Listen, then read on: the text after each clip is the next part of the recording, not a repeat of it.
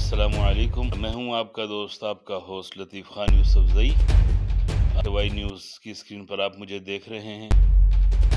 آج ہمارے ساتھ ایک معزز شخصیت پاک فوج میں، جنہوں نے اپنی زندگی کے 25 سال گزارے، اور 25 سال گزارنے کے بعد وہ ریٹائرڈ ہو گئے، اس ریٹائرڈ لائف گزار رہے تھے کہ صحافت کے شعبے میں انہوں نے اپنی زندگی کا سیکنڈ ٹرم کا جو آغاز کیا۔ بائزی پریس کلب کے سرپرست اعلیٰ ہیں جناب فضل خالق صاحب۔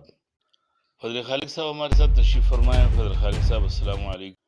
فضل خالق صاحب، آپ سے میرا پہلا سوال یہ ہے کہ صحافت کے شعبے میں خدمات کا آغاز کب سے کیا؟ صحافت ہی کا انتخاب آپ نے کیوں کر کیا؟ بسم اللہ الرحمن الرحیم، شکریہ۔ صحافت فوج سے ریٹائرمنٹ کے بعد میں نے شہر میں کاروبار شروع کیا اور 8-10 سال تک وہ کاروبار کرتا رہا، پھر اسے جی بھر گیا تو صحافت کی طرف آیا۔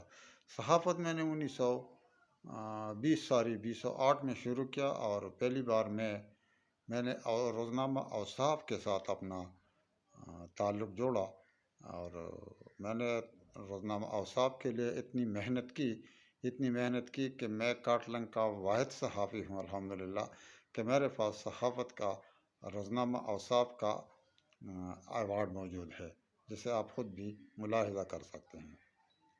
ایک سینئر صحافی ہونے کے ناطے میں فضل خالق صاحب آپ سے جاننا چاہوں گا، بلکہ ہمارے ویورز، ہماری عوام بھی جاننا چاہیں گی کہ آپ کیا سمجھتے ہیں کہ پاکستان ترقی کی راہ پر چل نکلا ہے؟ لطیف صاحب، صحافت سے وابستہ ہونے کی حیثیت سے میں اخبار اور دوسری خبریں بہت شوق سے پڑھتا ہوں اور دیکھتا آ رہا ہوں۔ موجودہ حکومت جب سے برسر اقتدار آئی ہے، برسر اقتدار آنے سے پہلے ان کے سربراہ یعنی موجودہ وزیر اعظم صاحب نے عوام کے ساتھ جو وعدے کیے تھے، کروڑوں ملازمتیں، باہر سے لوگ آ کر ملازمتیں کریں گے، یہ ہوگا وہ ہوگا، وہ 3 سال تک ایک ادھورا خواب ہی ہے جو پورا نہ ہو سکا۔ موجودہ حکومت جب سے برسر اقتدار آئی ہے، تب سے غریب عوام مہنگائی کے ہاتھوں، بے روزگار کے ہاتھوں کچلے جا رہے ہیں۔ یہاں تک کہ لوگ اپنے بچوں کو بیچ رہے ہیں، اور بعض ناعاقبت اندیش لوگ اتنے مایوس ہو گئے ہیں کہ انہوں نے اپنے بچوں کو دریاؤں میں پھینکا، زہر دیا۔ یہ سب کچھ اس وزیر اعظم کا دعویٰ ہے جو ریاست مدینہ کا دعوے دار ہے۔ تو مجھے نہیں یقین کہ موجودہ حکومت کے دور میں کوئی شخص جو پی ٹی آئی سے وابستہ نہ ہو وہ خوش ہو۔ فضل خالق صاحب، بجٹ 2020 اور 21 کیا سمجھتے ہیں کہ غریب پرور بجٹ ہوگا؟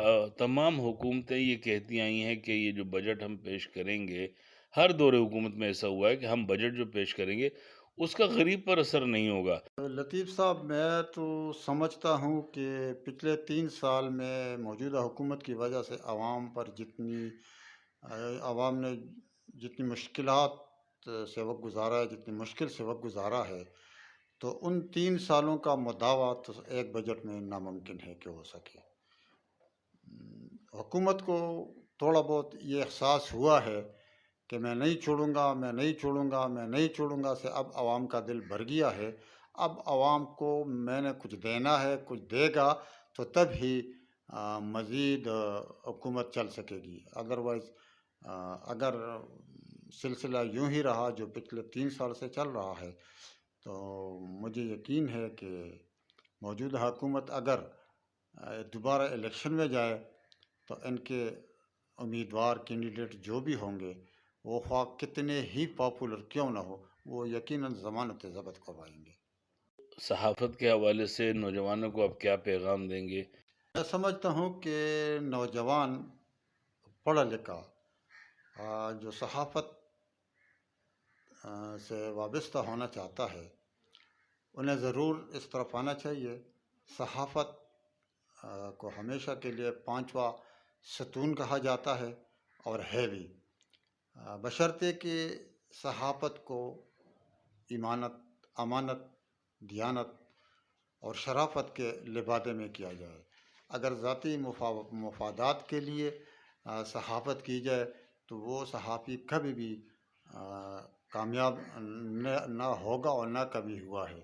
طارق صاحب، جیسا کہ ہم نے دیکھا، آپ کے جو یہ روم ہے، آپ کی جو جگہ ہے، اس میں بہت ساری جو ہے نا کتب پڑھی ہیں، دنیاوی بھی، دینوی بھی، اور فلسفے کی، شعر و شاعری کی۔ تو علم و ادب سے آپ کا شوق کب سے ہے، اور کیسے اس کی طرف آپ کا رجحان ہوا؟ علم و ادب سے میرا تعلق میں یہ کہوں گا کہ ریٹائر ملازمت کے دوران بھی ہے تھا، لیکن ملازمت کے دوران اتنے مواقع نہیں ملتے تھے کہ کسی کتاب کو تفصیل سے پڑھا جائے اور بار بار پڑھا جائے اور اس سے کوئی سبق حاصل کرے۔ ریٹائرمنٹ کے بعد میں نے جتنی بھی کتابیں خریدی اسے میں نے پڑھا۔ اس میں شعر و شاعری بھی ہے، اردو ادب کی بھی ہے، پشتو ادب کی بھی ہے، دینی کتابیں بھی ہیں بلکہ مجھے افسوس سے کہنا پڑتا ہے کہ میری دینی کتابیں جو تفاسیر پر مشتمل تھی، 4-5 جلدیں، وہ لوگ لے کر گئے ہیں پڑھنے کے لیے، اور مجھے افسوس ہے کہ نہ مجھے ان کے نام معلوم ہے کہ کون لے کر گیا اور نہ انہوں نے واپس کیے ہیں۔ تو بہرحال ادب سے میرا تعلق اس ایک اور واسطے سے بھی ہے، چاچا مرحوم گلراج چشتی، اور وہ اس فیلڈ میں بہت بیٹل لگی رہتی تھی، اور شعراء اپنی اپنی اشعار بھی پڑھتے رہتے تھے، ہم سنتے رہتے تھے، ہم بچے تھے، ہم ان کی خدمت کرتے تھے اور ان کی شعر و شاعری کو سنتے رہتے تھے۔ تو میرے پائین کے بل این جوڑی مچے دستر کو دے پدڑ باندھ کے بین جوڑی۔